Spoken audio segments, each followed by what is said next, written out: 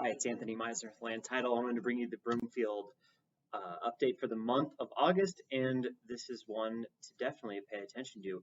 Um, the average sales price isn't probably accurate with what we've been experiencing this year, right? We really felt like the prices are going up in this area, and they really probably still are.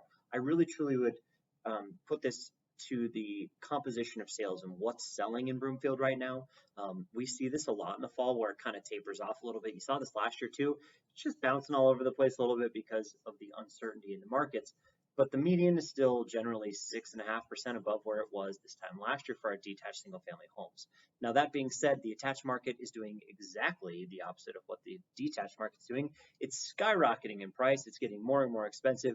And honestly, this is one of the markets that getting more expensive very rapidly compared to everything around it. So the median is up by like $100,000 in our in our attached product range. So 24% from this time last year. It's really just too much, right? This inventory shortage is really kind of taking hit on this.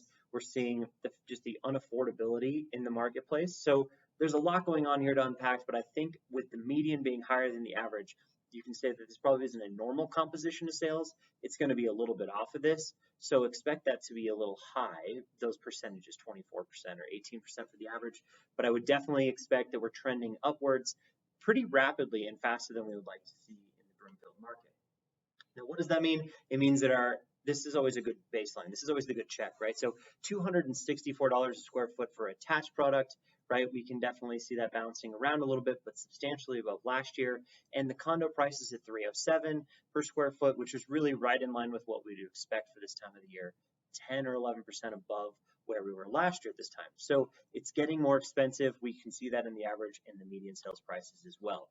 Now, I think the most important thing to pay attention to when you're looking at markets right now, what's going on with the sellers and what's going on with the buyers. So this is our supply side.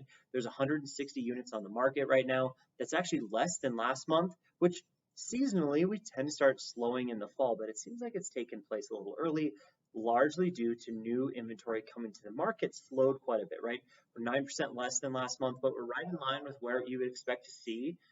This is going to be a pretty traditional fall market, maybe outside of those 2020, 2021 numbers.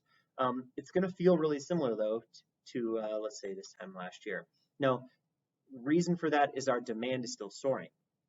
We had a lot more go under contract last month, even though not as many sellers brought stuff to market.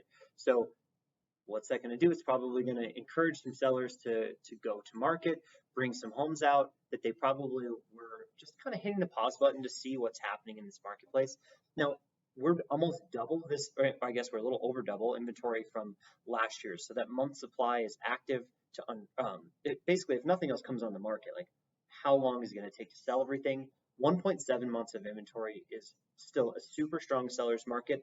It's a lot more than we had last year, but we're not even close to the 2019 numbers yet. So this is a strong seller's market. It's a good time to list a home, but there's a lot going under contract, right? So buyers are still acting strong. If you're a buyer, it's not too late to get into this market, and you're definitely not doing yourself any harm by getting into a fall market like this right now. This is a great time to buy a house, even though I just said it's a great time to sell a house. Like basically, it's going to cost you more next year to purchase a home because interest rates could be up, but the appreciation in the marketplace, that tide is still rising. So you don't want to miss your opportunity or your window. So if you're looking, definitely don't hesitate.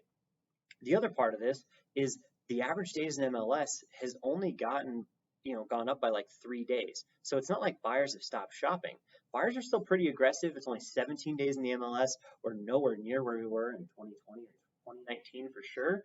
So we're still seeing aggressive buyer-seller behavior here, right? Like sellers are not getting that much under asking price. We're like 99.6% listed sale price.